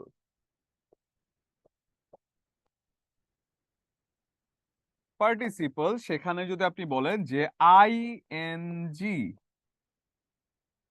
যুক্ত যে ভার্ব একই সাথে ভার্ব এবং অ্যাডজেক্টিভের কাজ করে, অ্যাডজেক্টিভ এর কাজ করে তাকে পার্টিসিপল বলে, আইএনজি যুক্ত যে ভার্ব একই সাথে ভার্ব এবং অ্যাডজেক্টিভের কাজ করে সেটা হয়ে যায় পার্টিসিপল।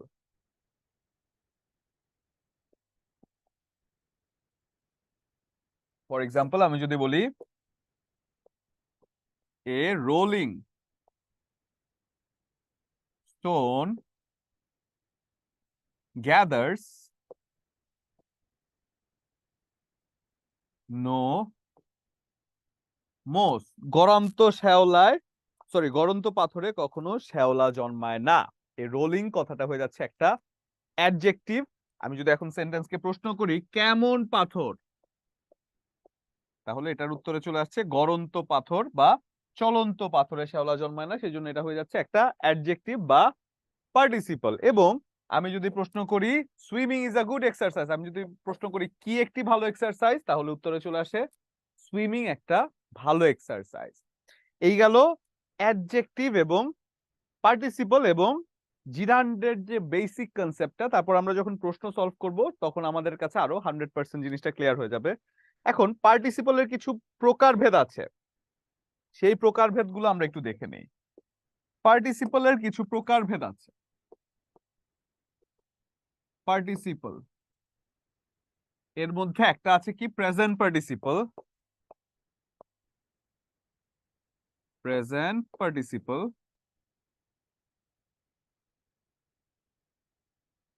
একটা আছে পাস্ট পার্টিসিপল, একটা হচ্ছে পারফেক্ট পার্টিসিপল। প্রেজেন্ট পার্টিসিপল কি, সচরাচর আমরা এতক্ষণ যেটা শিখলাম যে আইএনজি যুক্ত যে ভার্বটা একই সাথে ভার্ব এবং নাউনের ভার্ব এবং অ্যাডজেক্টিভের কাজ করে সেটাই হয়ে যায় প্রেজেন্ট পার্টিসিপল। তাহলে আমরা যদি বলি আইএনজি যুক্ত যেই ভার্বটি একই সাথে ভার্ব এবং অ্যাডজেক্টিভের কাজ করে, অ্যাডজেক্টিভ এর কাজ করে, তাই প্রেজেন্ট পার্টিসিপল,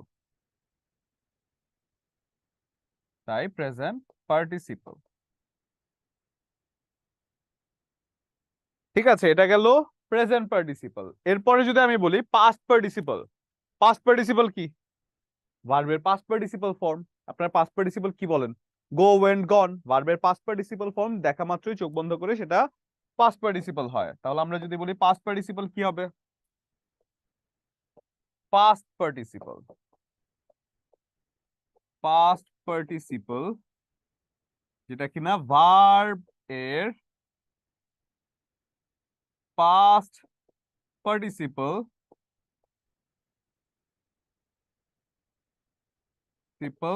ফর্মকেই বোঝায়, ভার্বের পাস্ট পার্টিসিপল ফর্মকেই বোঝায় এই পাস্ট পার্টিসিপল। ঠিক আছে, ফর এক্সাম্পল আপনি যদি বলেন যে দেয়ার ইজ আ, আপনি যদি বলেন there is a broken chair,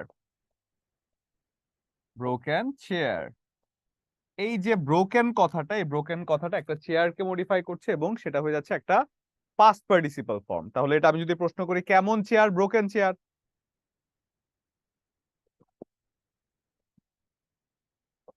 আমি যেহেতু প্রশ্ন করছি কেমন, কেমনের উত্তরে চলে আসছে ব্রোকেন, সেজন্য এটা হয়ে যাচ্ছে একটা পাস্ট পার্টিসিপল। এবং আমি যদি বলি পারফেক্ট পার্টিসিপল, পারফেক্ট পার্টিসিপল কি তাহলে? আমি যদি বলি perfect participle,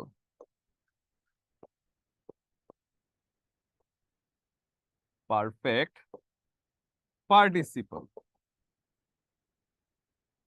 having plus verb এর পাস্ট পার্টিসিপল ফর্মকে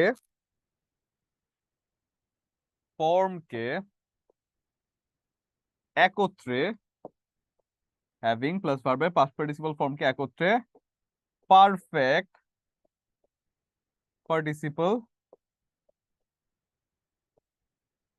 পার্টিসিপল বলে। হ্যাভিং প্লাস ভার্বের পাস্ট পার্টিসিপল ফর্মকে একত্রে পারফেক্ট পার্টিসিপল বলে, তাই তো? ফর এক্সাম্পল আমি যদি বলি যে having rested a while, for example আমি যদি বলি having rested while they began to walk, কিছুক্ষণ বিশ্রাম নিয়ে তারা হাঁটতে শুরু করলো। অর্থাৎ এই যে শব্দটা আছে, এই শব্দটা হয়ে যাচ্ছে একটা পার্টিসিপল। Thank you. তাহলে এই জাতীয় শব্দটা হয়ে যাচ্ছে একটা পার্টিসিপল। দেখেন তো এই ব্যাপারটা বুঝতে পেরেছেন কিনা, যে পারফেক্ট পার্টিসিপল হচ্ছে হ্যাভিং প্লাস ভার্বের পাস্ট পার্টিসিপল ফর্ম থাকবে। তাহলে হ্যাভিং প্লাস ভার্বের পাস্ট পার্টিসিপল ফর্মকে একত্রে আপনি দেখে বুঝতে পারবেন যে সেটা পারফেক্ট পার্টিসিপল। আপনি যদি দেখেন যে কোন একটা সেন্টেন্সে দেখেন এটা যে পাস্ট পার্টিসিপল ফর্ম, এটা present participle, a barking dog seldom bites, education is enlightening. আমি যদি প্রশ্ন করি শিক্ষা কেমন, তাহলে উত্তরে চলে আসে কি শিক্ষা আলোকময়, এটা হয়ে যাচ্ছে প্রেজেন্ট পার্টিসিপল। এরপর যদি আমি বলি পাস্ট পার্টিসিপল, ভার্বের past participle form, there is a broken glass. আমি যদি প্রশ্ন করি কেমন গ্লাস, ব্রোকেন গ্লাস বা ভাঙা glass. We should not drink polluted water. আমি যদি বলি কেমন পানি আমাদের পান করা উচিত না, পলিউটেড বা নোংরা পানি পান করা উচিত না, সেজন্য এটা হয়ে যাচ্ছে একটা পার্টিসিপল, পাস্ট পার্টিসিপল। এবং perfect participle having completed the work, এই যে হ্যাভিং প্লাস ভার্বের পাস্ট পার্টিসিপল ফর্ম, হ্যাভিং এর সাথে ভার্বের পাস্ট পার্টিসিপল ফর্ম একত্রে দেখছেন, যেখানে বইয়ের ভাষায় একটু মোটামুটি কঠিন বলা আছে, আমি একটু সহজে আপনাদেরকে বলে দেওয়ার চেষ্টা করছি, যেটা আসলে আপনাদের জন্য মনে রাখতে আশা করছি সুবিধা হয়ে যাবে।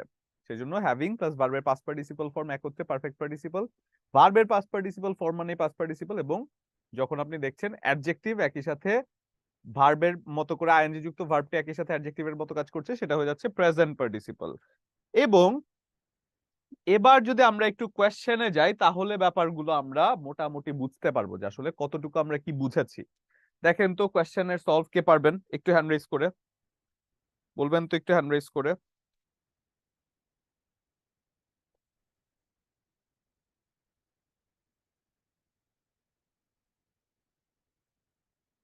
আচ্ছা, মাকসুদা প্রথমে হ্যান্ড রেজ করেছেন। এখানে এটার অ্যান্সার কি হবে? মাকসুদা কি পারবেন না? আচ্ছা, তাহলে অদিতি সরকার। স্যার এটা হবে স্যার পার্টিসিপল। পার্টিসিপল, এখানে জিরা সরি অ্যাডজেক্টিভ কেন হলো না অদিতি?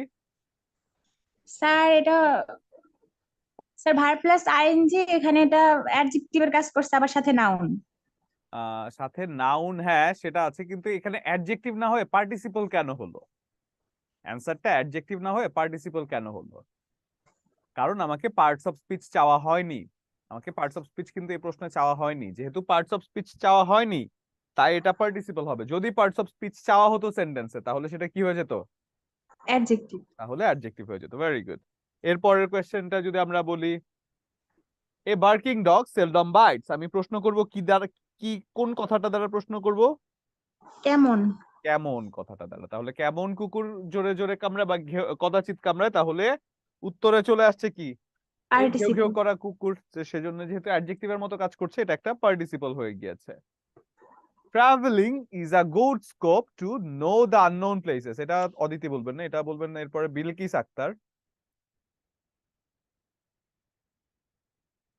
বিলকিস আক্তার শুনতে পাচ্ছেন? আমি আপনাকে শুনতে পাচ্ছি না স্যার। তাহলে আমাকে বলুন তো, মাকসুদা বলুন। স্যার ট্রাভেলিং এটা তাহলে জেরান্ড নাউনের কাজ করতে পারবে জেরান্ড। কারণ আমি যদি প্রশ্ন করি কি, কি দ্বারা প্রশ্ন করলে উত্তরে চলে আসে কি? ট্রাভেলিং না? জি স্যার কি একটা ট্রাভেলিং। গুড স্কোপ, তাহলে এটা ট্রাভেলিং যেহেতু আসছে, এটা একটা জিরান্ড হয়ে যায়, তাই তো? আর একটা কথা স্যার, এই রলিং স্টোন গ্যাদার্স নোমস যেটা পড়ালেন, ওটা হ্যাঁ, তো অ্যাডজেক্টিভ পার্টিসিপল দুইটাই থাকে। আমি দুই বইতে দুইটা অ্যান্সার দেখছি স্যার, এটা কোনটা দেব? পার্টিসিপল হবে, কোনো কনফিউশন নেই এটার সাথে। পার্টিসিপল, এটা কোনো পার্টিসিপল ছাড়া আর কিছু হবে না। যারা অ্যাডজেক্টিভ বলছে তারা হয়তো বা খুব একটা বেশি না বুঝেই বলছে আর কি, ঠিক আছে? কারণ জি স্যার।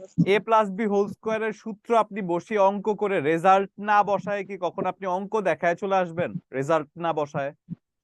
না স্যার। তাহলে রেজাল্টটা তো পার্টিসিপল। রেজাল্টটা কি? ফাইনাল রেজাল্টটা হচ্ছে পার্টিসিপল। এখন ফাইনাল রেজাল্ট না বসায় কি আপনি শেষ করে দিবেন? অবশ্যই ফাইনাল রেজাল্ট বসাতে হবে। সেই জন্য এটা হয়ে যাচ্ছে পার্টিসিপল, নট অ্যাডজেক্টিভ। অ্যাডজেক্টিভ হলে কি, আমি যে ইকুয়েশনটা দেখিয়েছি সেটা কি দেখিয়েছি দেখেন তো ইকুয়েশনটা, যে ভার্বের সাথে যখন আইএনজি যুক্ত হয়ে একই সাথে সেটা ভার্ব প্লাস অ্যাডজেক্টিভের কাজ করছে, সেটা হয়ে যাচ্ছে কি? পার্টিসিপল, তাই তো? স্যার এটা পার্টিসিপল। তাহলে এই যে ইকুয়েশন, আপনি কি ইকুয়েশন রেজাল্টে বসাবেন নাকি রেজাল্ট রেজাল্টে বসাবেন? নিশ্চয়ই রেজাল্ট, তাই না?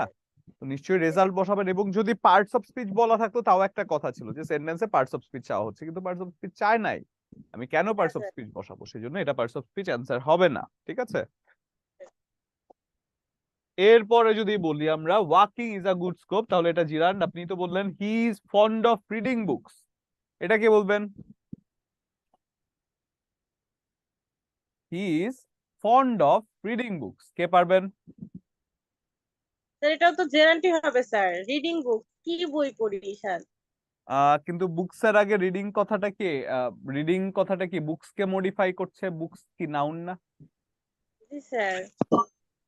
কিন্তু আপনার অ্যান্সার প্রথমটাই ঠিক ছিল, ঠিক আছে? এটা জিরান্ড, কিন্তু এটা নিয়ে স্টুডেন্টরা কনফিউশনে পড়তে পারে, তাই এই জিনিসটা আমি আলাদা করে এখন বলছি যে এই জিনিসটা নিয়ে আপনার কনফিউশন হতে পারে। এটা এটা জানার জন্য আমার একটা সূক্ষ্ম জিনিস জানতে হবে। সেটা কি? সূক্ষ্ম জিনিসটা কি? যে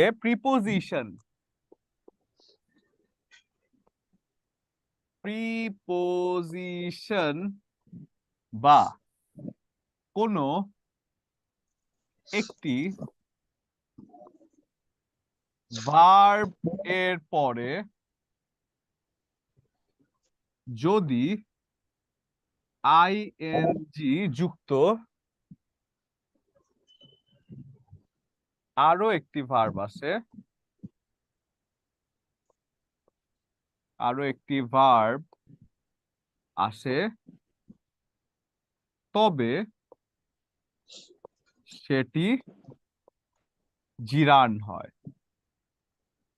তবে সেটি জিরান্ড হয়, একটি ভার্বের ঠিক পরে আছে? যদি ING এটা যদি আমরা লিখে নেই তাহলে ব্যাপারটা আমরা সহজে বুঝতে পারবো। ওই জায়গায় একটা প্রিপোজিশন ছিল, হি is fond of reading books, যে ফন্ড এর পরে অফ কথাটা বলছে, সেই অফ কথাটা কিন্তু বুঝিয়ে দিচ্ছে এটা একটা জিরান্ড জিরান্ড। হয়েছে। সেজন্য এই যে দেখেন, হি is fond of reading books, এই অফটা বোঝাচ্ছে এটা যে জিরান্ড হয়েছে, তাই এটা জিরান্ড। আশা করছি এটা বুঝতে পেরেছেন যে প্রিপোজিশনের পরে একটা আইএনজি যুক্ত ভার্ব দেখলে অথবা একটা ভার্বের পরে আরো একটি যদি আইএনজি যুক্ত ভার্ব দেখেন, এটা বলুন তো মাকসুদা আপনি, এটা কি হবে?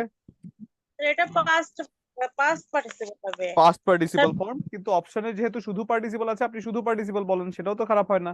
শুধু জি পার্টিসিপল স্যার। বললেও কিন্তু খুব একটা বেশি খারাপ হয় না, অর্থাৎ পার্টিসিপল Yes, ফর্ম, শুধু পার্টিসিপল আছে, তাই তো?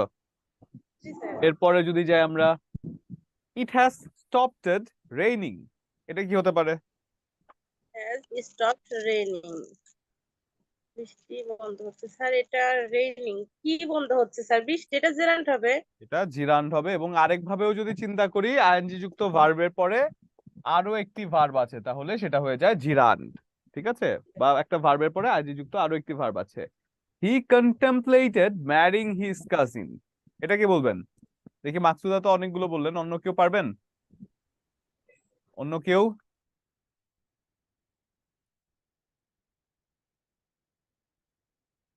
অন্য কেউ?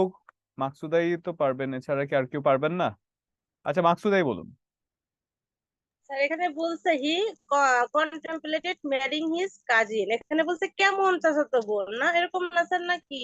না, যে এটা এখানে ভার্বের পরে আরো একটি ভার্ব আপনি দেখতে পাচ্ছেন, ভার্বের পরে আরো একটি ভার্ব দেখতে পাচ্ছেন। জেরান্ট কন্টেম্পলেটেড মানে ষড়যন্ত্র করা, কন্টেম্পলেটেড হচ্ছে ষড়যন্ত্র করা। মাত্র আমরা কি লিখেছিলাম যে ভার্বের পরে আইএনজি যুক্ত আরো একটি যদি ভার্ব থাকে তাহলে সেটা কি হয়? জেরান্ট হয়ে যায়। জিরান্ড হয়ে যায়। তাহলে এটা কি হবে? জেরান্ট হবে স্যার। তাহলে এটা জিরান্ড হয়ে যায়, ঠিক আছে। Rafiq had Mizan dash the floor, এখন একটা জায়গা আমরা এখনো করি নাই, সেই জায়গাটা কি? Positive verb. স্যার আসলে একটু, ক্লিন, ক্লিন হবে, ক্লিন হ্যাঁ দ্য আপনি ফ্লোর হবে। পারেন, বাট স্টিল একটু পজিটিভ ভার্বটা সবার উদ্দেশ্যে আমি শিখিয়ে নেই, তারপরে এই ব্যাপারটা আমরা নিয়ে আরো আলোচনা করব, ঠিক আছে। পজিটিভ ভার্ব, সাধারণত পজিটিভ ভার্ব হচ্ছে কাউকে দিয়ে কোনো একটা কিছু করিয়ে নেয়া। পজিটিভ ভার্ব যেটা হচ্ছে কি কাউকে দিয়ে কোনো কিছু করিয়ে নেয়া, কাউকে দিয়ে কোনো কিছু করিয়ে নেয়া বোঝাতে পজিটিভ ভার্ব ব্যবহৃত হয়।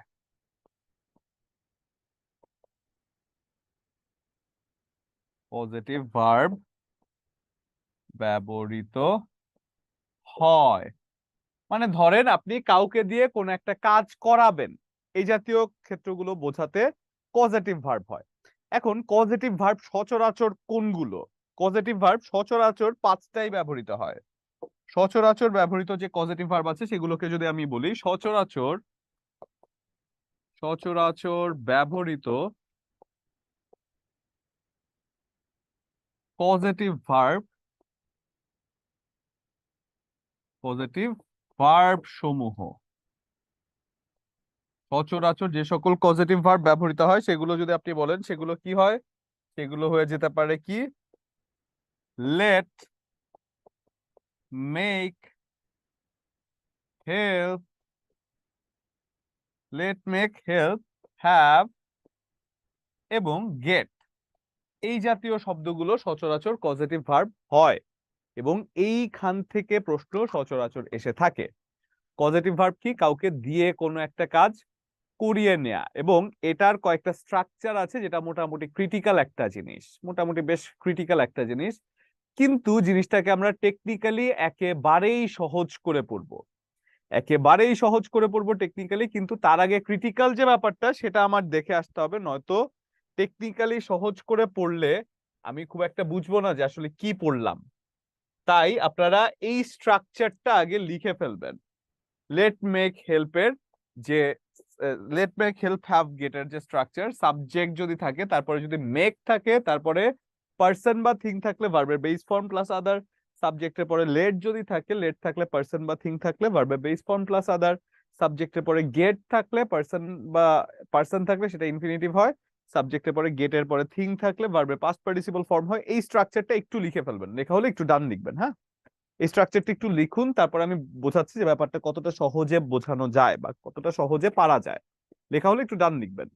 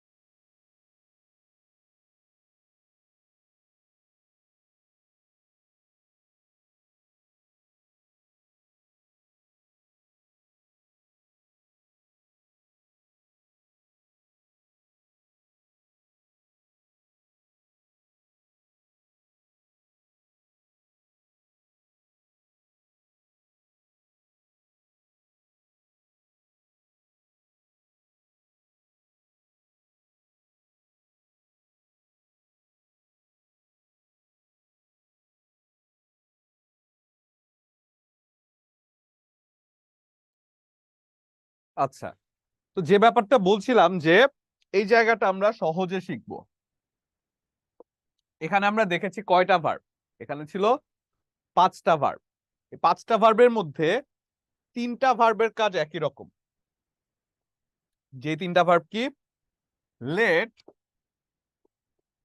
মেক এবং হেল্প।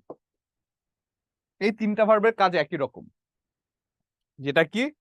সেই কাজগুলো হচ্ছে যে যদি সাবজেক্ট থাকে, তারপরে লেট অথবা মেক অথবা হেল্প থাকে, তাহলে তারপরে ব্যক্তিবাচক বা বস্তুবাচক যেই অবজেক্টই থাকুক না কেন, অবজেক্ট থাকুক না কেন,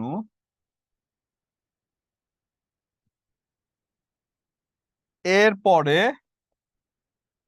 ভার্ব এর বেস ফর্ম বসবে, বেস ফর্ম বসবে। লেট, মেক, হেল্পের পরে ব্যক্তিবাচক বস্তুবাচক যে কোনো অবজেক্ট থাকুক না কেন ভার্বের বেস ফর্ম বসবে। এখন টেকনিকটা কি? টেকনিক আর কিছুই না, এই কথাগুলোর অর্থ। সেটা কি?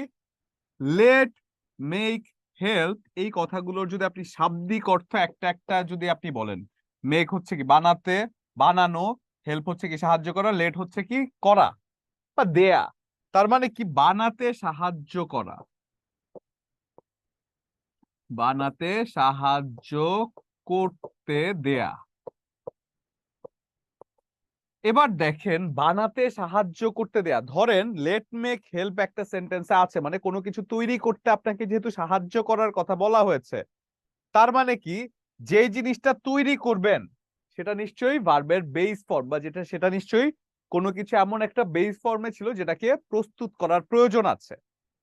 ধরেন বেস ফর্ম কি? যেভাবে জন্মেছে, ধরেন আপনি একটা মাংস প্রস্তুত করবেন, তো মাংস তৈরি করতে বা রান্না করতে সাহায্য যে করবেন সেটা বেস ফর্মে ছিল বলেই তো সেটাকে রান্না করতে হবে। তার মানে ভার্বের বেস ফর্ম যদি থাকে, মানে লেট, মেক, হেল্পের পরে ব্যক্তিবাচক বস্তুবাচক যে কোনো অবজেক্টই থাকুক না কেন ধরে নিতে হবে, তারপরে ভার্বের বেস ফর্ম বসবে। কারণ বানাতে সাহায্য করতে হবে, তাকে পরিপাটি বানাতে হবে এবং তাকে পরিপাটি বানানোর জন্য সাহায্য করতে হবে। তাই এটা ছিল ভার্বের বেস ফর্মে। এই জায়গাতে আপনারা 6টা রুল লিখেছেন। লেট না, তিনটা রুল লিখেছেন, যে লেট, মেক, হেল্পের পরে, না 6টাই লিখেছেন। লেট, মেক, হেল্পের পরে ব্যক্তিবাচক হলো একটা, বস্তুবাচক হলো একটা। বাট ব্যাপারটা কিন্তু এটাই যে লেট, মেক, হেল্পের পরে ব্যক্তিবাচক বস্তুবাচক যে কোনো অবজেক্ট থাকুক না কেন, তারপরে ভার্বের বেস ফর্ম বসবে। কারণ লেট মেক হেল্প যখন কোনো কিছু তৈরি করতে সাহায্য তখনই মানুষ করে যখন সেটা তার বেস ফর্মে থাকে, যখন তাকে নতুন ভাবে তৈরি করতে বলা হয়। ঠিক আছে, এবার যদি যাই আমরা হ্যাভ এবং গেট, বলা হচ্ছে, আচ্ছা প্রথম থেকে লিখে দেই, এরপরে যদি আমি বলি হ্যাভ এবং গেট, যদি বলা হয় যে সাবজেক্ট প্লাস হ্যাভ প্লাস ব্যক্তিবাচক অবজেক্ট, ব্যক্তিবাচক অবজেক্ট যদি থাকে তাহলে ভার্ব এর বেস ফর্ম হয়, বেস ফর্ম হয়। হ্যাভ এর পরে ব্যক্তিবাচক অবজেক্ট থাকলে ভার্বের বেস ফর্ম হয়। এবং ঠিক তার পাশাপাশি যদি আপনি বলেন get, subject plus get plus ব্যক্তিবাচক বস্তুবাচক, সরি হ্যাভেরই সাবজেক্ট প্লাস হ্যাভ প্লাস বস্তুবাচক অবজেক্ট যদি আপনি বলেন,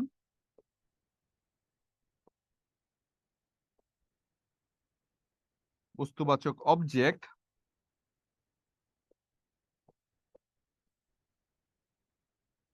তাহলে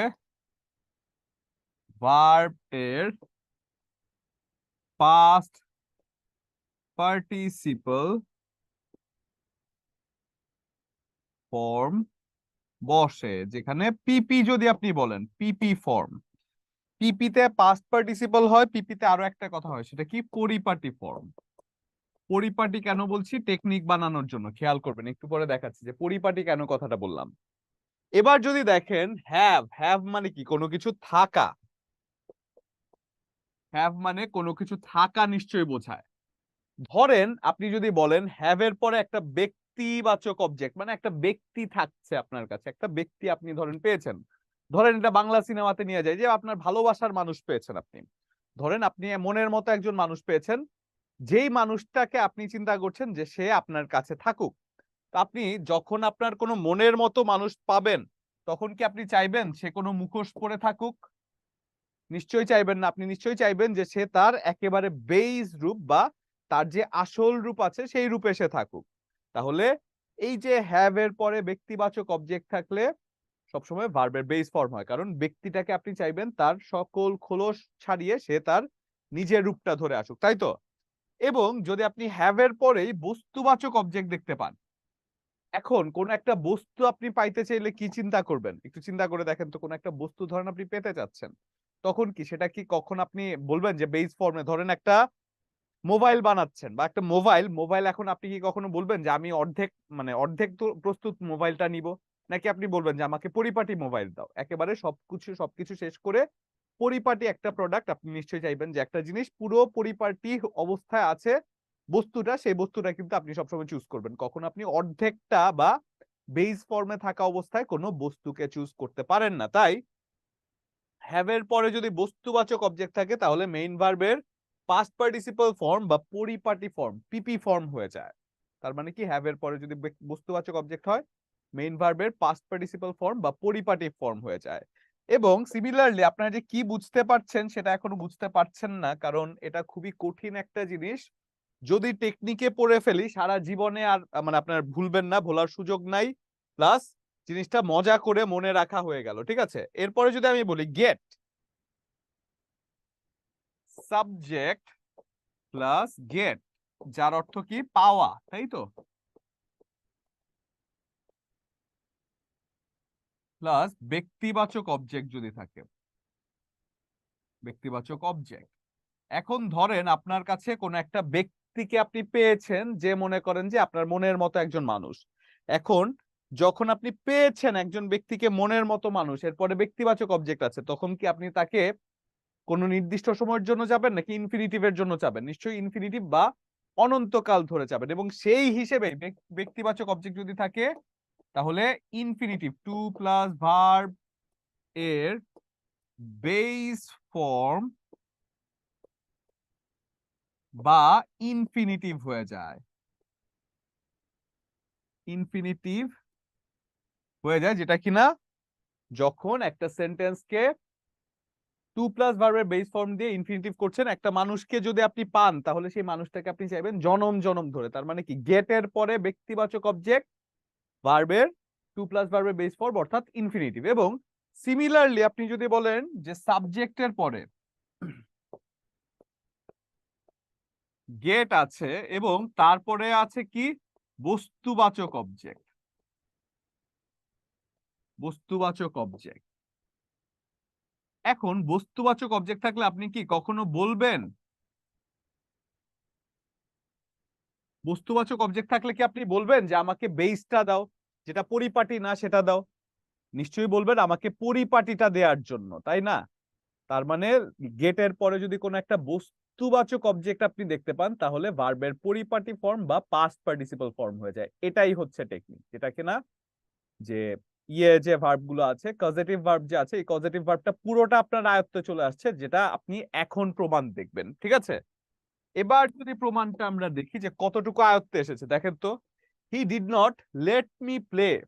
লেট মানে কি বানাতে দিতে সাহায্য করা, সাহায্য করার মধ্যে লেট ছিল না, লেট মেক হেল্প। তার মানে কি লেটের পরে ব্যক্তিবাচক বস্তুবাচক যে কোনো অবজেক্ট থাকুক না কেন, সাহায্য করার কথা যেহেতু বলা হচ্ছে, তারপরে ভার্বের বেস ফর্ম বসে, প্লে হয়েছে। সাহায্য করা যেহেতু বোঝাচ্ছে, ভার্বের বেস ফর্ম হয়েছে। I can not make you. Make মানে কি বানাতে সাহায্য করা, ভার্বের বেস ফর্ম হয়েছে understand. He help me complete it. Help কি বানাতে সাহায্য করা, তাহলে ভার্বের বেস ফর্ম হয়েছে। এরপরে ব্যক্তিবাচক বস্তুবাচক অবজেক্ট যাই থাকুক না কেন, ভার্বের বেস ফর্ম হয়েছে। ঠিক আছে, এরপরে যদি দেখি আমরা I have the roof. Have মানে কি কোনো কিছু থাকা। আপনি যখন একটা বস্তু পাচ্ছেন, একটা রুফ, রুফ কি একটা বস্তু, I have the roof repaired easily, বস্তুটাকে কি পরিপাটি করতে চাইবেন না, ভার্বের পাস্ট পার্টিসিপল ফর্ম। এবং আপনি যখন বলছেন গেট, গেটের ক্ষেত্রেও তো পরিপাটিই চাইবেন, যে একটা কিছু আপনি বস্তু পেয়েছেন সেটা পরিপাটি অবস্থায় থাকুক।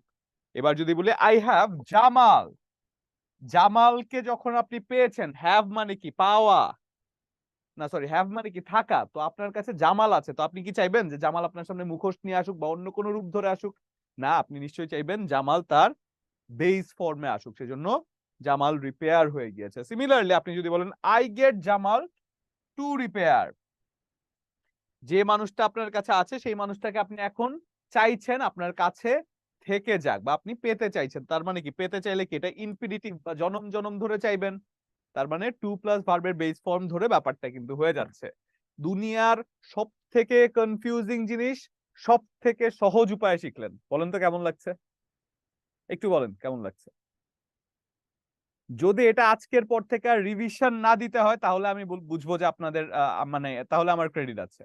ঠিক আছে, আজকের পর থেকে যদি রিভিশন না দিতে হয় তাহলে আমি বুঝবো। জি মাকসুদা, বুঝেছেন? একটু বলি স্যার, দেখেন হয় কিনা। হ্যাঁ বলুন। বলি স্যার, স্যার প্রথম থেকে বলি। হ্যাঁ লেট হ্যাঁ make help, let make help থাকলে subject plus let make help plus বস্তুবাচক অথবা ব্যক্তিবাচক যাই হোক না কেন প্লাস ভার্বের বেস ফর্ম হবে। এখন হচ্ছে বেস হ্যাভের ফর্ম, দুইটা কারণ নিয়ম। সেটা বানাতে সাহায্য করতে বলছে, তাই তো? লেট মেক হেল্প হ্যাঁ, আর হ্যাভের দুইটা নিয়ম হচ্ছে সাবজেক্ট প্লাস হ্যাভ প্লাস ব্যক্তিবাচক, ব্যক্তিবাচক বুঝাইলে সেটা ভার্বের বেস ফর্ম হবে। আর হ্যাভের ক্ষেত্রে সাবজেক্ট যদি থাকার কথা, আপনি যখন একটা মানুষ আপনি এইভাবে যদি মুখস্থ করেন তাহলে মনে রাখতে পারবেন না, তো টেকনিকের কথা বলেন, টেকনিক থাকলে মনে থাকবে। যখন একটা মানুষকে আপনি পাচ্ছেন বা আপনার কাছে একটা মানুষ আছে, সে তার রূপ না চেঞ্জ করে সে তার নিজস্ব রূপে আসুক, বেস ফর্মে আসুক, তাই তো? স্যার এবং তারপরে যদি বস্তুবাচক থাকে তাহলে কি হয়?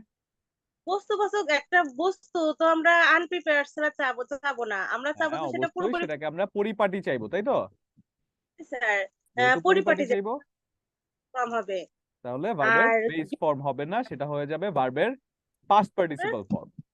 তারপরে আর গেট। এটার ক্ষেত্রে যেটা পাওয়া বোঝায়, যেটা হুম, ব্যক্তিবাচক প্লাস গেট প্লাস ব্যক্তিবাচক বোঝায়, যেটা সেটা টু প্লাস ভার্ব হবে, ইনফিনিটিভ হবে। ওকে, ভেরি গুড। তো বোঝাইলে ওই আগেরটার মতোই স্যার, হ্যাভের মতো প্রিপেয়ার বোঝাবে, সেজন্য ভার্বের পাস্ট পার্টিসিপল ফর্ম হবে। ওকে, ভেরি গুড। তার মানে আমরা এই জিনিসটা সব থেকে কনফিউজিং জিনিসটা আমরা সব থেকে সহজ ভাবে শিখলাম। যদি এইভাবে মনে রাখতে পারেন তাহলে এর থেকে দুনিয়ার সহজ পজিটিভ ভার্ব আর নাই। এটা কিন্তু চাকরি পরীক্ষায় প্রতিনিয়তই আসে। প্রতিনিয়তই কনফিউশনে পড়ে স্টুডেন্টরা, প্রতিনিয়তই ভুল করে। আশা করছি ব্যাপারটা আর ভুল করবেন না। স্যার আপনার টেকনিকটা একদম ম্যাজিকের মতো। Thank you Aditi Sarkar, Manjurul Islam nice, Bilkis Akter nice, খুব ভালো লাগছে, আসিমা খাতুন। আচ্ছা, এবার যদি আপনার সেটা চাকরি পরীক্ষা আসলে যদি কাজে লাগাতে পারেন তাহলে এটা সার্থকতা। তাহলে এরপরে যদি যাই, কজেটিভ ভার্বের যে কোয়েশ্চেন গুলো আছে আমরা কতটুকু করেছিলাম? আমরা করেছিলাম রফিক হ্যাড মিজান, হ্যাভ থেকে হ্যাড হয়েছে, বলেন তো এটা কি হবে? হ্যাড মিজান। হ্যাভ এর পরে সাবজেক্ট, ব্যক্তিবাচক সাবজেক্ট আছে, ব্যক্তিবাচক অবজেক্ট আছে।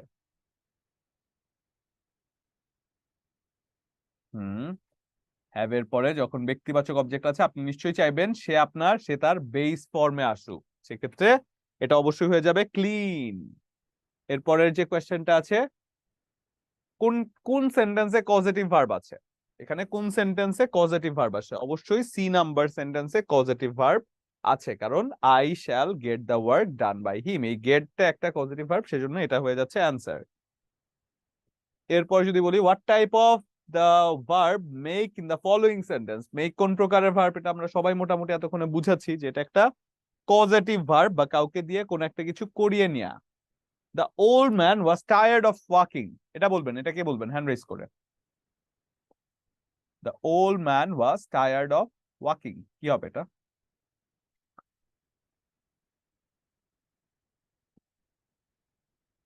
মাকসুদাই বলুন। স্যার এখানে বলছে যে বৃদ্ধ লোকটা মানে ক্লান্ত হয়েছে কিভাবে বা কি করে, স্যার এটা জেরান্ড হবে, এটা ওয়াকিং। জিরান্ড হবে। এবং এছাড়াও যদি আমরা চিন্তা করি, এটা কি প্রিপোজিশন, প্রিপোজিশনের পরে আইএনজি যুক্ত ভার্ব, তাহলে সেটা কি হয়ে যায়? জিরান্ড হয়ে যায়, আনডাউটেবলি সেটা জিরান্ড হয়ে যায়। এ লস্ট অপরচুনিটি, আপনিই বলুন, সহজ। লস্ট, আর লস্ট অপরচুনিটি, লস্ট, তো এটা পার্টিসিপল হবে। পার্টিসিপল, এটা past participle. Lost opportunity never Returns. এই ছিল আজকে আমাদের ভার্বের ক্লাস। ভার্ব বুঝেছেন মাকসুদা, বলুন তো? জি স্যার, আমি বিশেষ করে মানে পরে যেটুকু বুঝাইছেন জেরান্ড, পার্টিসিপল আর এখনকার যে পজিটিভ ভার্বের নিয়ম আমি ভালো পারতাম না, শুধু রুল গুলো একটু পড়তাম, মুখস্থ আচ্ছা, করতাম, তো এখন বুঝতে বুঝবেন পারতাম তো? না স্যার। এখন পারবেন তো? পারবো স্যার। ইনশাআল্লাহ, ভেরি গুড। তাহলে বাকি সবার কারো কোনো কোয়েশ্চেন আছে আজকে ক্লাস সম্পর্কে? আজকে ক্লাস থেকে কোনো কোয়েশ্চেন বা কোনো কনফিউশন থাকলে আমি 1 মিনিট সময় দিচ্ছি, আপনারা যদি কোনো কনফিউশন থাকে হ্যান্ড রেজ করে কোয়েশ্চেন করতে পারেন, আর যদি না হয় তাহলে আজকে ক্লাসটা এখানেই শেষ করছি। ধন্যবাদ সবাইকে সাথে থাকার জন্য। পরবর্তী ক্লাসে যদি সুস্থ থাকি দেখা হচ্ছে। ভালো থাকবেন সবাই, পড়ালেখা করবেন। ধন্যবাদ, আসসালামু আলাইকুম।